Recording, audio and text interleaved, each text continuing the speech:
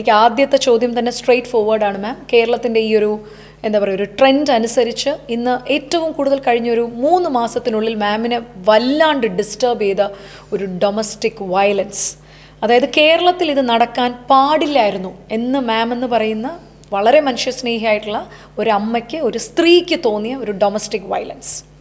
എപ്പോഴും എല്ലാത്തിലും പെയിൻ ഉണ്ട്. അപ്പോൾ എന്ന് വെച്ച് കഴിഞ്ഞാൽ നമുക്ക് വരുന്ന കേസുകളിലാണെങ്കിലും വളരെ സന്തോഷത്തോടെ കയറി വരുന്നില്ല, നിറഞ്ഞ കണ്ണുകളോടെ മുറിവേറ്റ് ഓടി വരുന്ന കേസുകളാണ്. അപ്പോൾ ഒരെണ്ണം ഇതാണ് മറ്റതാണ് ഇങ്ങനെ പറയാൻ പറ്റില്ല. ഏറ്റവും വേദനിപ്പിച്ചതും ഷോക്കിംഗ് ചെയ്യുന്നതും കുഞ്ഞുങ്ങളുമായിട്ട് ഇൻവോൾവ് ചെയ്തിട്ടുള്ള കേസുകളാണ് എനിക്ക് ബാധിക്കുന്നത്.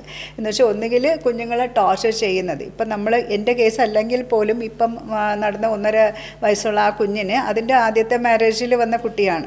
അപ്പോൾ അതിൻ്റെ റൂട്ട് കോസ് നോക്കുകയാണെങ്കിൽ മാരിറ്റൽ ഇഷ്യൂസ് ആവാം, അത് സെപ്പറേറ്റ് ആയി വേറൊരു റിലേഷൻഷിപ്പിലേക്ക് വന്നു, അയാളാണ് ആ കുട്ടീനെ കൊന്നത്. അതെൻ്റെ കേസല്ല, ഞാൻ ചെയ്യുന്നതുമല്ല.